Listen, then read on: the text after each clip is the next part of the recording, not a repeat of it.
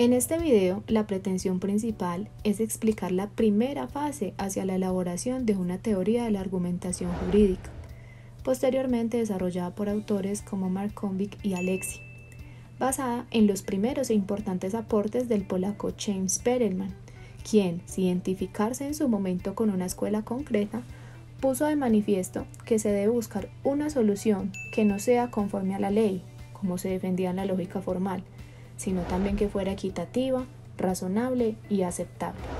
Ello aunado al auge de las sociedades democráticas.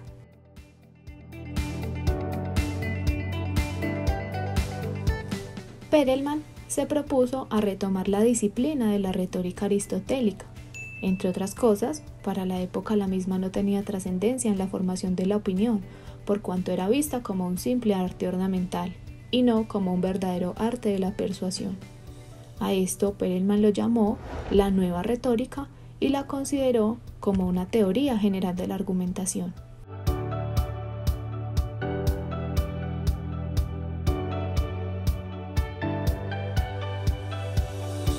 Para este siglo, el razonamiento analítico se basaba en el silogismo riguroso, donde se partía de unas premisas verdaderas que conducían mediante inferencias válidas a conclusiones igualmente verdaderas, y en cuyo proceso el juez no debía reparar la razonabilidad o aceptabilidad de su decisión. Su labor era establecer unos hechos y subsumirlos a la ley.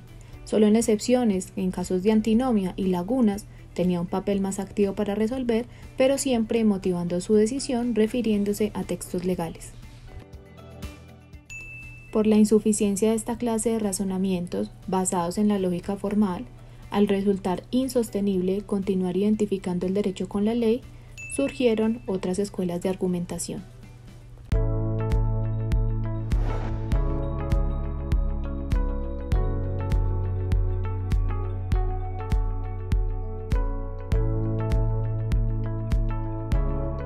A mediados del siglo XX, después de la Segunda Guerra Mundial, por los importantes aportes de estos tres autores, se reivindicó, en palabras de Pérez Luño, el carácter práctico de la interpretación, pues llamaron la atención sobre los modos de razonamiento concreto y adecuado del caso. Con ellos se consolidó lo que más adelante se conocería como la teoría de la argumentación jurídica.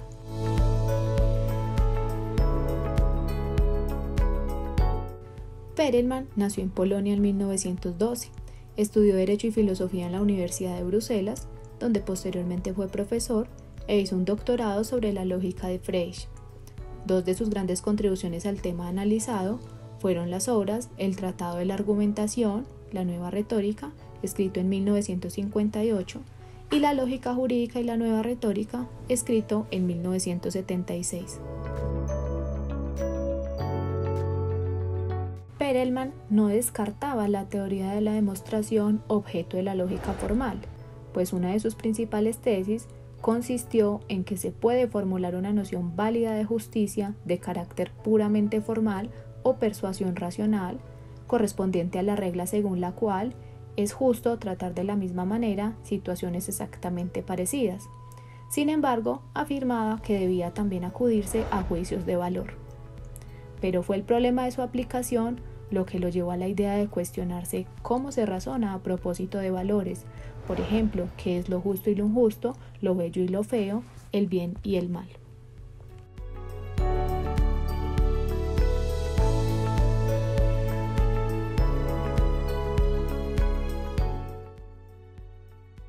El silogismo riguroso de la lógica formal parte de unas premisas verdaderas que conducen mediante inferencias válidas a conclusiones igualmente verdaderas.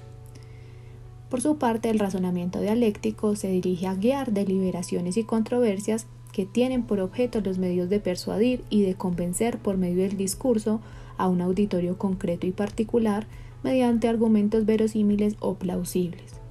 Por ello, Perelman consideró que siempre existe la posibilidad de transformar una argumentación cualquiera en un silogismo, añadiendo una o varias premisas complementarias. Por ejemplo, este hombre es valiente porque en una ocasión se condujo de manera valiente, en otro es cobarde porque se ha conducido de manera cobarde.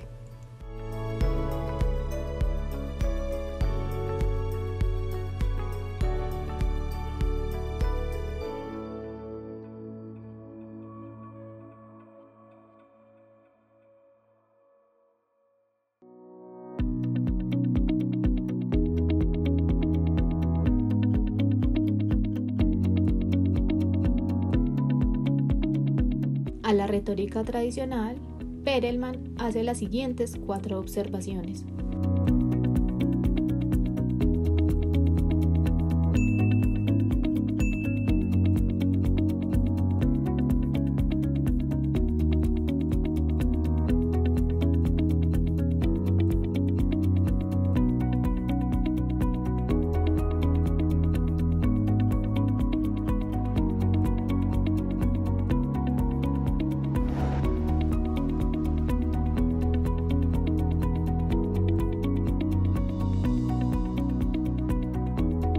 Fruto del proceso de adhesión cuando nos dirigimos a un auditorio, aquel es entendido no como aquellos que escuchan un discurso, sino como el conjunto de aquellos a quienes se dirige el esfuerzo de persuasión o a quienes se quiere influir con la argumentación, siendo el mismo una construcción más o menos sistematizada mediante un conocimiento por parte del orador que a su vez es condición previa de toda argumentación eficaz.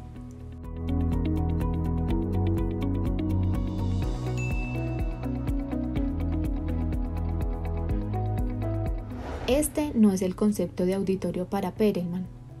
Para Perelman, un auditorio significa una figura imaginaria del orador. El auditorio no es un espacio físico, sino que es un ejercicio mental del orador frente a qué auditorio se quiere dirigir. Por ejemplo, un filósofo se dirige a un auditorio universal y un juez a uno particular.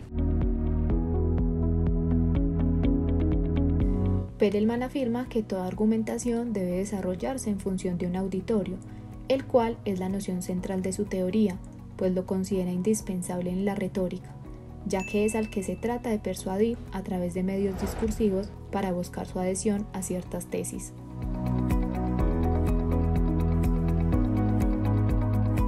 En la argumentación se hace una distinción entre discurso, orador y auditorio, último que a su vez se divide en auditorio universal, el cual es constituido por cada uno a partir de lo que sabe de sus semejantes, no es una entidad objetiva, y un auditorio particular, el cual es real y se conforma por seres con unas condiciones más particulares.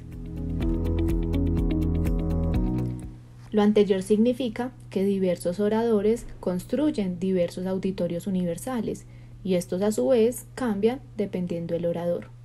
Es un concepto ideal del orador, constituido por toda la humanidad y hombres adultos y normales.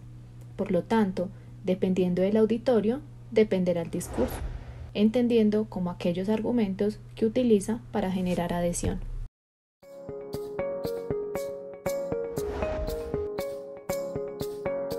Contrario a la lógica formal, la argumentación retórica no contempla exclusivamente la adhesión de una tesis porque sea verdadera.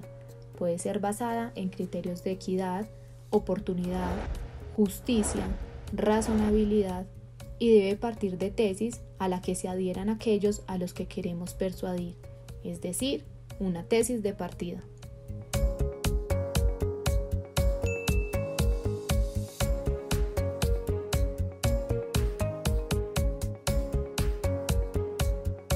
En su teoría, Perelman defiende el lugar común o tópicos como una noción característica de toda la teoría de la argumentación, la cual ya había sido analizada por Aristóteles.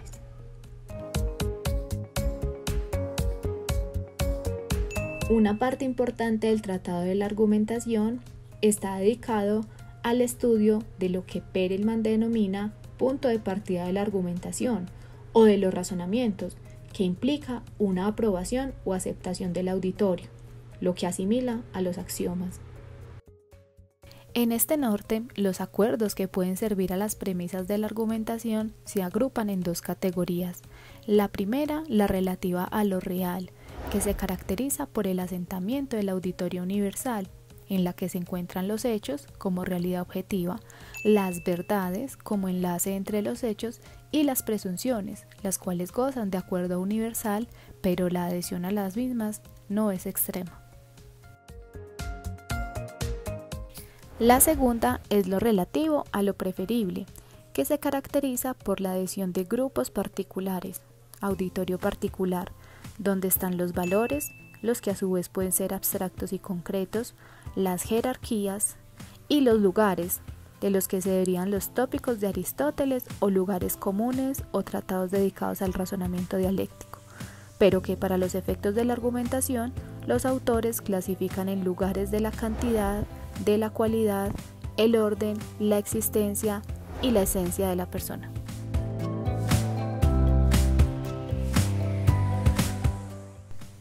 También en el Tratado de la Argumentación, Perelman realiza una clasificación general de las técnicas argumentativas y de los argumentos como forma en que se desarrollan los razonamientos. La primera, los procedimientos de enlace o técnicas de enlace, las cuales unen elementos distintos y permiten establecer entre estos elementos una solidaridad que pretenda bien estructurarlos o bien valorarlos positiva o negativamente. La segunda, llamada procedimientos o técnicas de disociación, las cuales separan los elementos considerados como componentes de un todo. En últimas, lo que importa en el proceso de argumentación, además de la constante interacción entre sus elementos, es la fuerza de los argumentos. En el tratado se sugieren diversos criterios para valorar su fuerza, pero el principal es la adaptación al auditorio. Ello se entiende de dos maneras. Un argumento sólido es eficaz o es válido. Sin embargo, lo cierto es que en la práctica se distingue entre argumentos fuertes y argumentos débiles.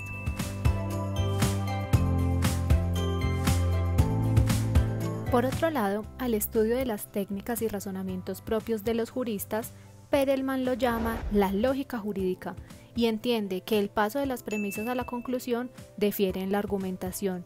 De ahí que en la argumentación jurídica resulte difícil lograr un acuerdo entre las partes porque tiene un carácter de controversia, por lo que no es una lógica formal, sino una argumentación.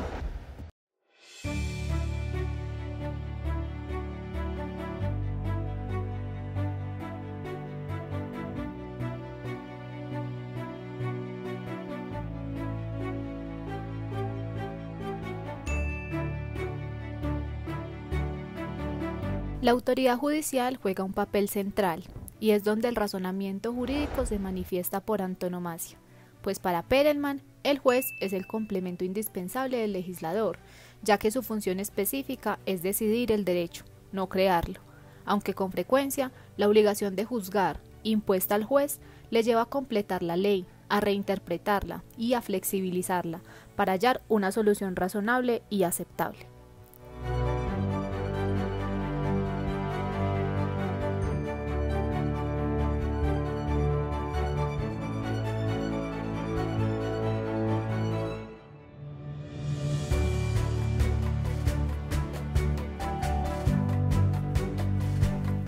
Comprendida la teoría de la argumentación de Perelman, veamos qué resaltan otros autores de esta obra.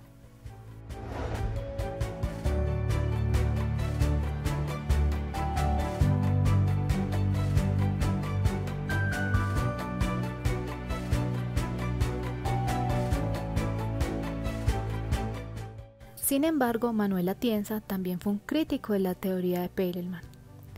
Sostenía que dicha teoría no había logrado realmente sentar las bases de una teoría de la argumentación que pudiera cumplir las funciones descriptivas y prescriptivas que le había atribuido Perelman. Desde el punto de vista teórico, sostenía Atienza que el pecado capital de Perelman era la falta de claridad conceptual. Desde el punto de vista práctico, lo era el conservadurismo ideológico. Tampoco ofrecía ningún esquema que permitiera un análisis adecuado de los argumentos jurídicos, de los diversos tipos de argumentos ni de los procesos de argumentación.